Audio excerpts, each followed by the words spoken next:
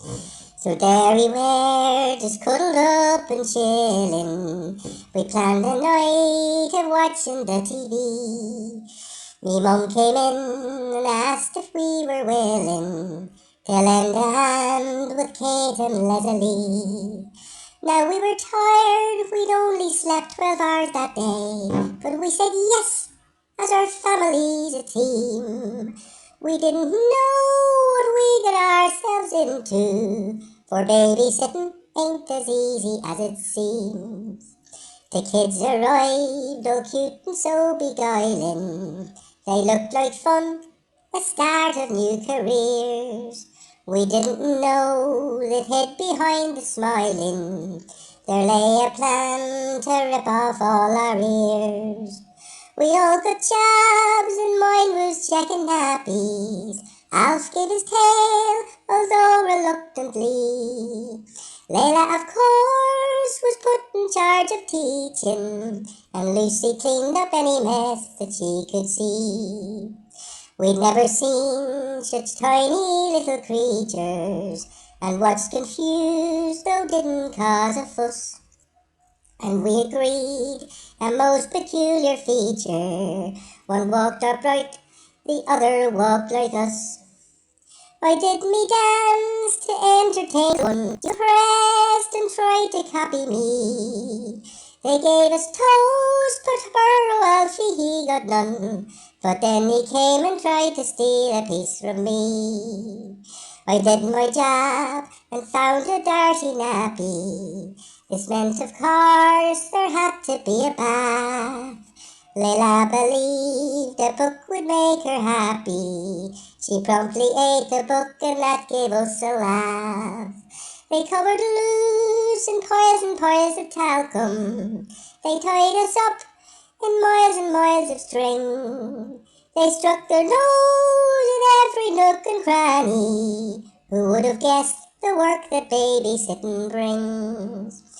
Eventually, the little ones got tired, and Alf relaxed. His tail was still intact. Layla announced from teaching she'd retired, and Lucy having had enough hid out the back. So there's no doubt kids take some looking after, and by the end I was a tired pug.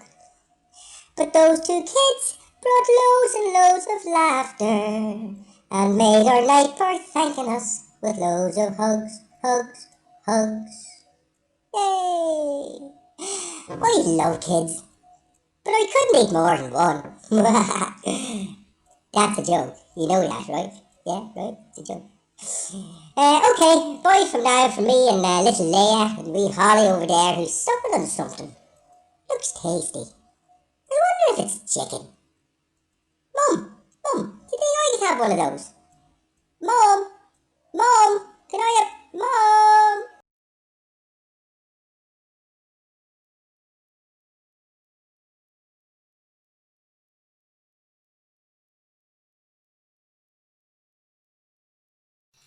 I woke up the other morning and was feeling really good. The world was still revolving, everything was as it should.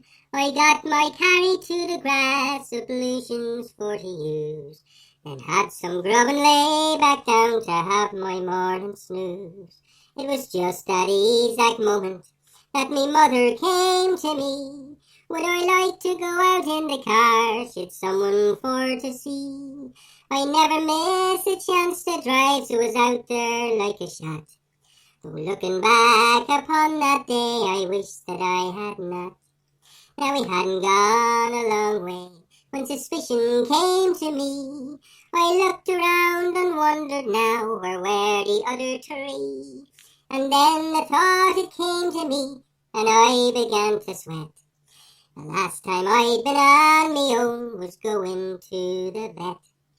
I looked up at me mother, and she looked back down at me. The guilt was written on that face, and it was plain to see.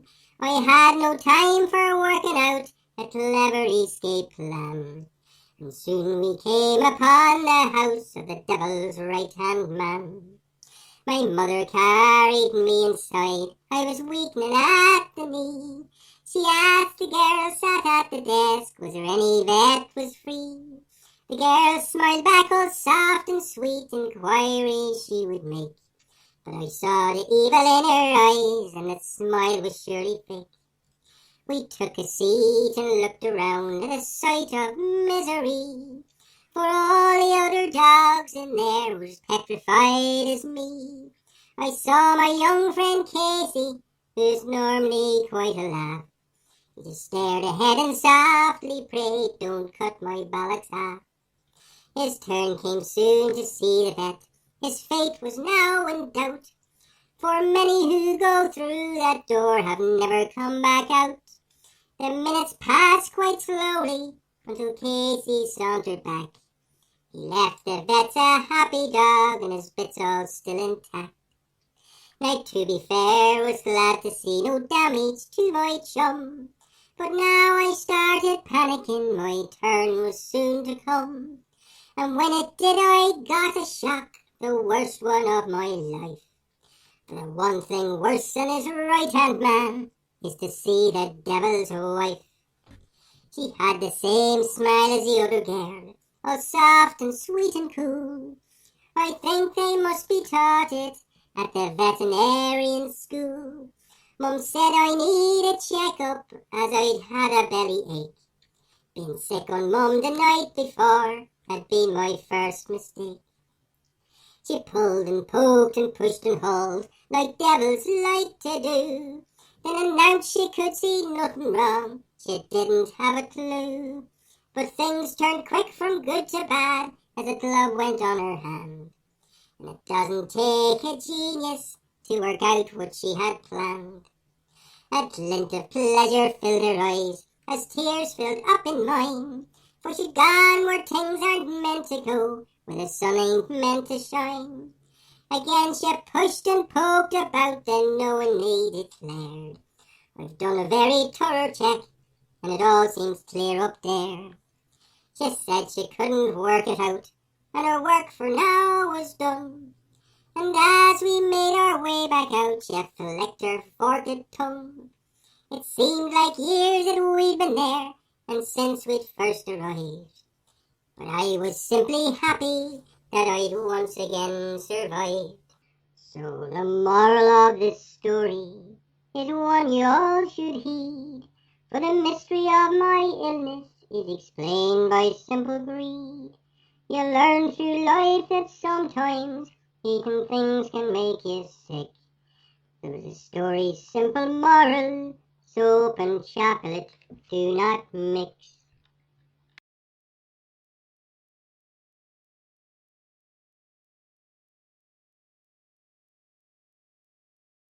I was sat the other day in our back kitchen when Lola wandered over and joined me on the chair. She said, Hi Luke, are you okay? Your thoughts look many miles away. I said, I'm watching that thing over there. I saw it floating down from the ceiling. It was climbing down a piece of string, as skinny as a thread. It settled right there on that spot. Can't tell if it's alive or not. I've got a little feeling that it's dead. Don't worry, little Luca, I think it will be fine. That's actually a spider, don't you know? That silk that it just slid down like a rope, but really fine. It'll sit for a while till it works out where to go. So just sit still and we can watch the show. While we wait, I'll tell you something about spiders. They've each 8 legs and their body is divided into 3. Whoa, whoa, whoa, whoa, whoa, no, that's wrong. You can't say that. You can't say something that's not right. What's wrong? That's wrong. What she just said, it's not right. Me? Yes, you. You just said spiders have 3 body parts, and they don't. They have 2. Actually, Papa, spiders differ from other arthropods in that the usual body segments are fused into 2 tagmata, the cephalothorax and the abdomen, and joined by a small cylindrical pedicel. I'm using this pedicel as a body part. There are 2 main reasons for this.